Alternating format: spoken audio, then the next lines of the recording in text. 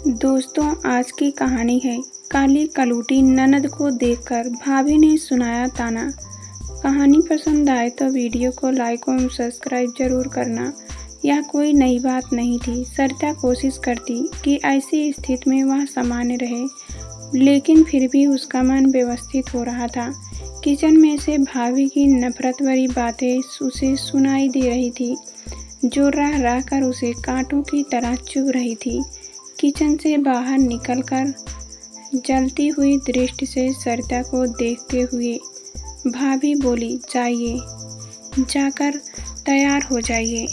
महारानी जी, जो तमाशा हमेशा होता आया है आज भी होगा। लड़के वाले आएंगे, खूब खाएंगे पिएंगे और फिर आपका यह कोयले जैसा काला रूप देखकर मुंह बिचका कर चले जाएंगे। भाभी की कटाक्ष भरी बातें सुनकर सरिता की आंखें डबडबा आई। वह भारी मन से उठी और बिना कुछ कहे चल दी अपने कमरे में तैयार होने। भाभी का बड़बड़ाना जारी था। पता नहीं क्यों माँ बाबूजी को इन मैडम की शादी की इतनी चिंता हो रही है। कोई लड़का पसंद करेगा तब तो शादी होगी ना। 20 लड़के ना पसंद कर चुके हैं। अरे, इन की किस्मत में शादी होना लिखा होता तो कुदरत ने इतना बदसूरत क्यों बनाती। सोनम भी 23 साल की हो गई है। सरिता की शादी कहीं नहीं तय हो रही है तो उसकी शादी कर देनी चाहिए। उसे तो लड़के वाले देखते ही पसंद कर लेते हैं। माँ ने अपनी विवशता जाहिर की। ऐसे कैसे हो सकता है बहू? बड़ी बेटी कुंवारी घर में बैठी रहे और हम छोटी बेटी की शादी कर दें? भाभी आंखें तरेर कर बोली, आपको क्या लगता है माँ जी, आज लड़के वाले सरिता को पसंद कर लेंगे? ऐसा कुछ नहीं होने वाला है। सरिता की वजह से सोनम को घर में बैठाकर बालों में सफ़ेदी आने का इंतज़ार मत कीजिए। मेरी मानिए तो सोनम की शादी करा दीजिए। सरिता अपनी माँ जैसी ही सांवली थी। सांवले रंग के कारण माँ ने उसका नाम सरिता रखा था। माँ बाप भाई बहन को छोड़कर सरिता औरों को काली नजर आती थी। उसके पैदा होने पर दादी सिर पकड़कर बोली थी, अरे यह काली छिपकली घर में कहाँ से आ गई? कैसे बेड़ा पार होगा इसका? भाभी जब इस घर में ब्याह कर आई थी तो सरिता को देखकर उन्होंने तपाक से कहा था, तुम्हारा नाम तो कलूटी होना चाहिए था। यह सरिता किसने रख दिया? भाभी ने एक बार तो यहाँ तक कह दिया था, सरिता को अपनी माँ के ज़माने में पैदा होना चाहिए था, क्योंकि उस समय तो लड़की देखने का रिवाज ही नहीं था। शादी के बाद ही लड़का लड़की को देख पाता था। अगर सरिता उस समय पैदा हुई होती तो माँ की तरह ही निपट जाती। माँ ने जब यह व्यंग सुना तो वह तिलमिला उठी और सरिता पर चिल्ला उठी, इतनी सारी अच्छी और महंगी क्रीमें घर में लाकर रखी है, लगाती क्यों नहीं उन्हें? सरिता अपमान और पीड़ा से भर उठती थी। मुझे जलन होती है उन क्रीमों से, मैं नहीं लगा सकती। माँ जानती थी कि चेहरे का रंग नहीं बदला जा सकता, फिर भी अपनी तसल्ली के लिए ढेर सारी अंग्रेजी और आयुर्वेदिक क्रीमें ला ला कर रखती रहती थी। सभी लोगों को सरिता का गहरा सांवलापन पहले ही दिख जाता था, पर वह कितनी गुणी है, काबिल है, प्रतिभावान है, अनेक खूबियों से भरपूर है, यह किसी को नज़र नहीं आता है।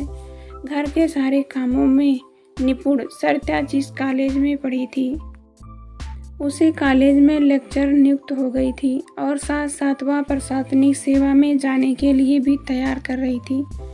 इतनी गुणवान और बुद्धिमान होने के बाद भी माता पिता के मन में एक टीस थी। कई बार उसने पापा को कहते सुना था, काश सरिता थोड़ी सी गोरी होती तो सोने पर सुहागा होता।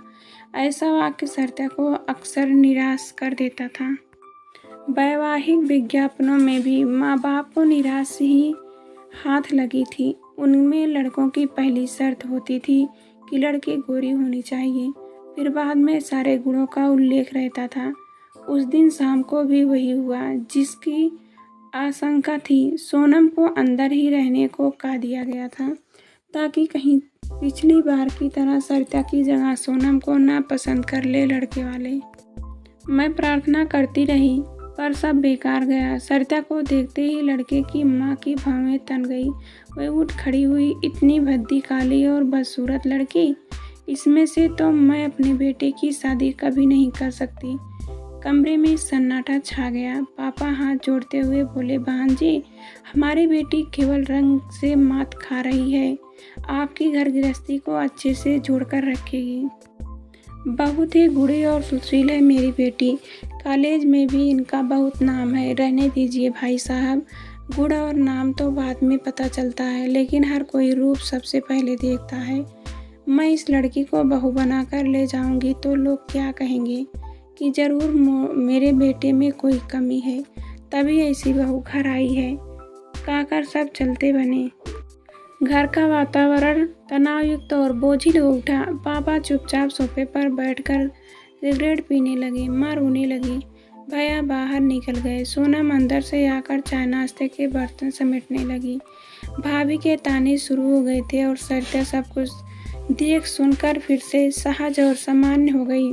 उस वर्ष सरिता को अपने कॉलेज की सबसे लोकप्रिय प्रवक्ता का पुरस्कार मिला था। अपने अच्छे व्यवहार और काबिलियत के दम पर वह कॉलेज के प्रत्येक विद्यार्थी और शिक्षक की पहली पसंद बन गई थी। इतनी कम उम्र में किसी प्रवक्ता को यह पुरस्कार नहीं मिला था।